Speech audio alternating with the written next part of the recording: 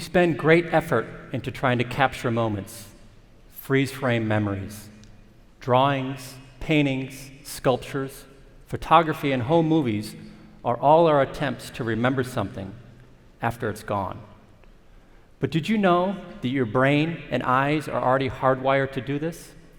I'm not talking about memory. I'm talking about the fact that your eye continues to see an object for a split second after that object disappears. I've been thinking about that fact for over 35 years. Hi, I'm Brian McLean, and I'm doing my science project on Principle of Persistence of Vision. Many of you are probably wondering, what is persistence of vision?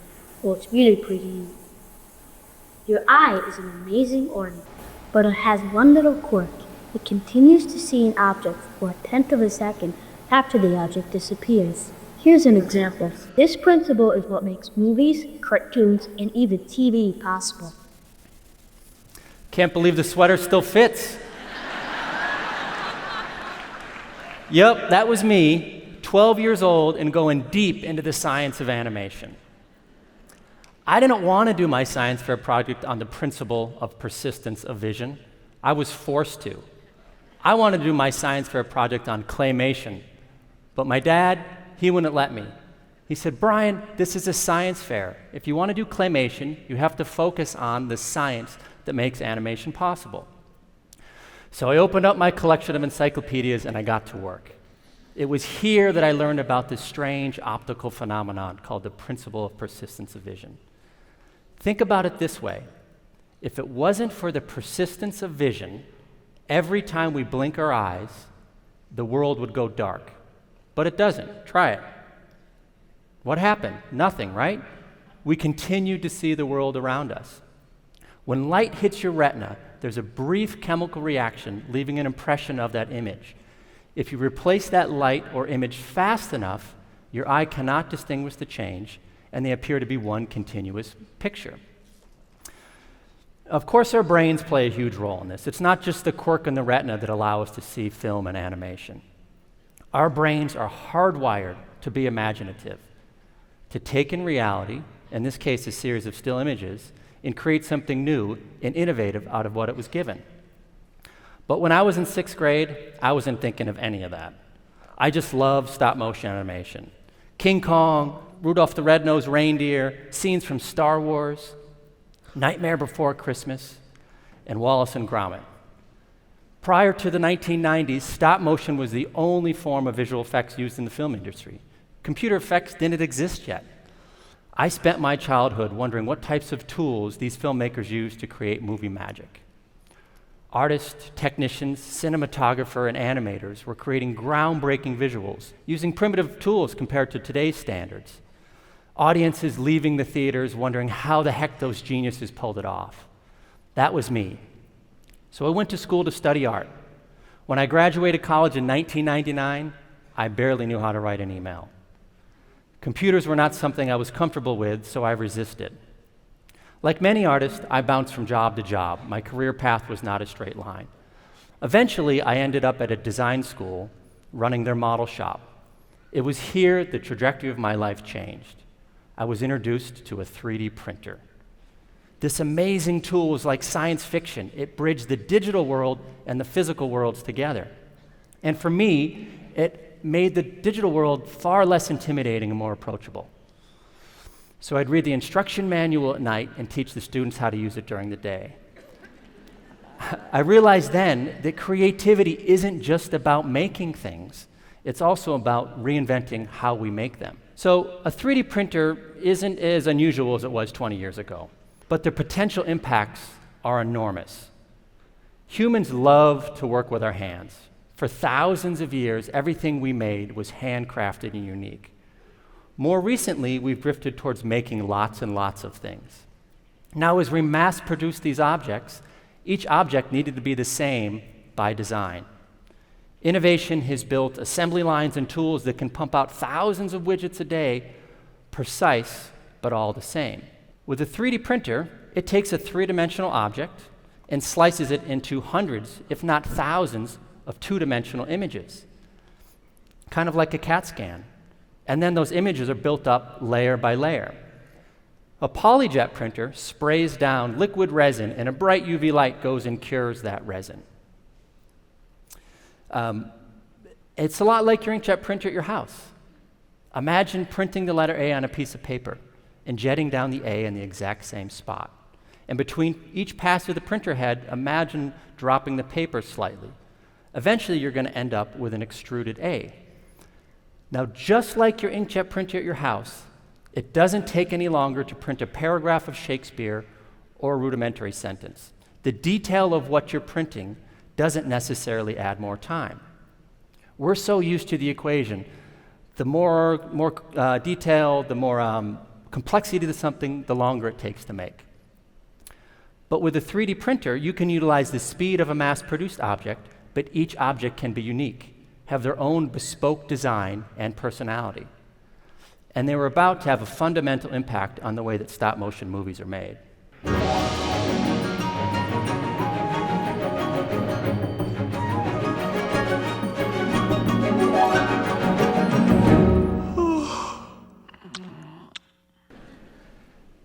Starting in 2006, working with a small team at a fledgling animation studio outside of Portland, Oregon called Leica, we pioneered the use of using 3D printers for stop-motion animation to produce replacement animation. Our novel idea was to take this 100-year-old technique of replacement animation and fuse it with 21st century 3D printing technology. We'd harness the power and subtlety of the computer animation, but instead of rendering out a model like a Pixar or DreamWorks would, we would send face geometry to a 3D printer and then have it become a physical object that would snap onto a stop-motion puppet. Coraline was the first film to have 3D printed faces. Over the course of the next 18 years and 6 films, Leica's continued to pioneer what stop-motion is capable of, as well as really redefining what's capable in the 3D printing industry.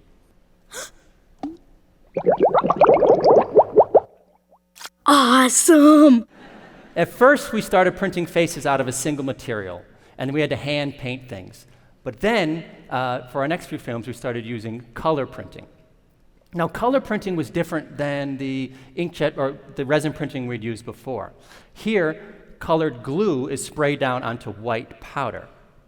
Now, the science behind this printer is the absorption rate between the liquid and the dry powder. Together, they came together to create the geometry as well as the mixed color. Now, the problem is, we live in Portland, Oregon. I don't know if you guys noticed, but it tends to rain a little bit here. So what that means, if we printed a face in the summer and that exact same face in the winter, they would come out different sizes and different colors because of the humidity differences. But it was the only color printer on the market, so for years we made do. Now, we'd also design and engineer the entire head in the computer. Computer modelers wore many hats. They were first a sculptor that was sculpting the outside of the face, and then they would switch gears and become the engineer to engineer all the inner components. We refer to these as very fancy Mr. Potato Heads. Now, starting in 2016, something really exciting happened in the 3D printing world. I don't know if any of you guys heard, but man, us 3D printing nerds were stoked. Are you ready for this? Voxel printing. Thanks. You've all heard of pixels, right? The little 2D dots that make up 2D imagery? Well, a voxel is basically a 3-dimensional pixel. A voxel is tiny. There's something like 338 million voxels in a cubic inch. So unlike the inkjet printing we had used before that were based on decades of 2D inkjet technology where colors can overlap to mix color, voxels cannot mix. Each voxel has to occupy its own 3D space. The printer jets down distinct voxels of cyan, yellow, magenta, black, white, and clear resin, layer by layer, in different patterns. Now, because we're printing a 3-dimensional object, the shape of that object and the way that light hits the surface and is either reflected off or absorbed in affects the colors our eyes see. So what that means is the pattern of voxels of magenta and yellow to print an orange sphere are different than that of an orange cube. If you were to take one of our faces and look at it under an electron microscope, you would not see smooth, mixed color, but instead millions and millions of distinct voxels. It's a lot like a pointillist painting. If you stand back far enough, it appears as though the colors are mixed, but when you get close to the canvas, you can see the individual colors. This was groundbreaking in the 3D printing world. Not only could you create sophisticated color parts, but you could start to control the interior as well. Remember, there are voxels throughout the entire volume, not just on the surface. By leveraging visual effects software packages typically used in big budget movies to render explosions, tornadoes, or raging oceans, Leica has been taking super dense point cloud data and transferring them into 3D printed voxels and being able to precisely control voxels in a 3D space. We're at the tip of the innovation spear in this area. We can take hard materials and soft materials and combine them on a voxel level, producing a brand new material with unique properties in the process. Anyone wondering what this is over here, this ominous object under the black cloth? Well, remember how a 3D object is built up out of layers? Well, it turns out you can take the CAT scan data and you can 3D print a perfect replica of a patient's body part. By taking voxels, you can create materials that are like bone, tissue, muscle, veins, and skin. A surgeon can take real patient data and 3D print a perfect replica of a patient's head with the exact placement of their tumor, and then do a practice operation removing that tumor.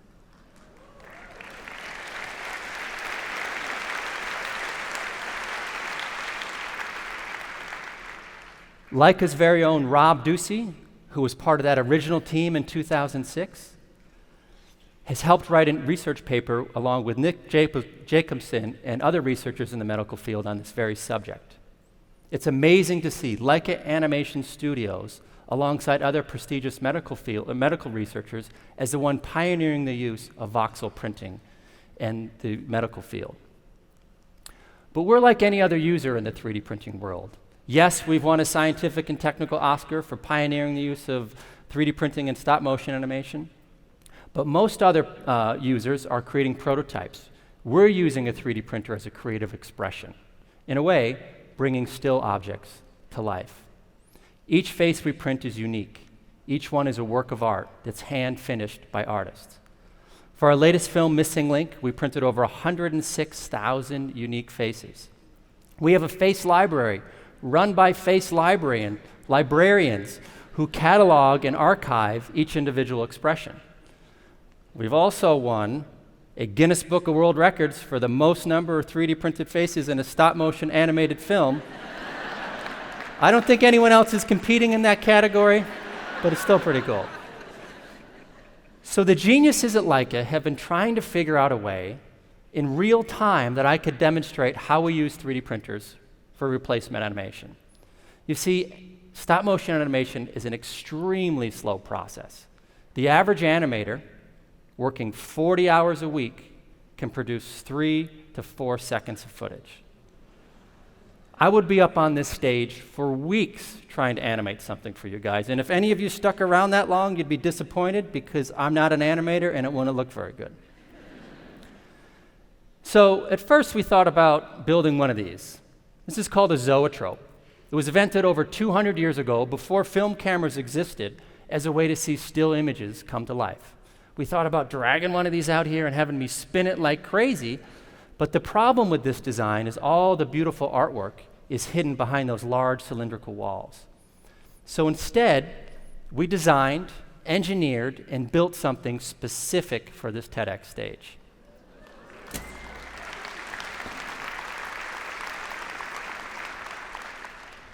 So this is Norman. He's one of our typical stop-motion puppets.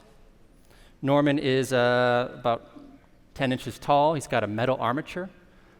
Animators will move the puppet, and they will also remove his face. This is one of those 3D printed faces. There are magnets on the back, and the magnets snap the face into position. So when an animator goes out to set, they go out with their little character, little puppet, but they also go out with a box of faces. we're delivering 24 faces for every second of footage. This represents 3 seconds of Norman animation. Think about this contraption as this camera as your eyeball, and this flywheel mechanism as your eyelid.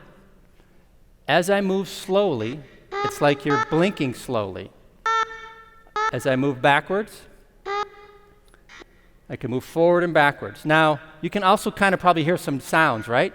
Those are broken up sounds of words. As I move faster, it's like you're blinking faster, right? Now, let me get this set up. Once I hit the magical speed of 24 frames a second, the principle of persistence of vision will kick in, and your mind's imagination will fill in the gaps. And you'll be left with the beautiful and creative world coming to life before your eyes. All right, so this is 16 feet long, and I gotta get over there in about 2 seconds. I've had to get in shape for this part. They didn't tell me that when they built this thing. All right, are you guys ready? Hi, nice to see you guys.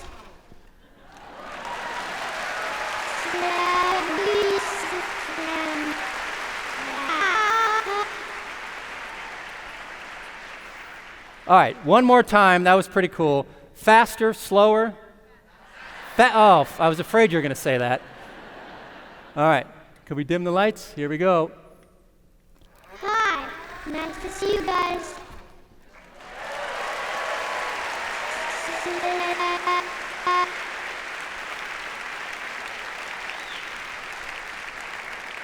That kid you saw before in the video loved stop motion animation. That led me down a path of first discovery, then resisting something I feared, technology. The artistic drive of the individuals that I have an honor of working alongside have built an environment where we get to bring imagination into reality and forge the path forward of not only inventing new things, but using creativity to reinvent how we make them. Just keeping the streets clean. Free from evil. Yeah. You ever think about the universe, Mr. Trout? What if our world is just like a tiny speck? A tiny little speck. And there are giants looking down on us. And every time we move, It's actually them moving us. seems a bit tedious. Like that. Just there. Me blinking. That would have taken them a day. Me moving my arm. 500 men. I mean, none of them are going home. They're having to do this bit. And now this bit. And this bit. I mean, this should stop. Thank you very much.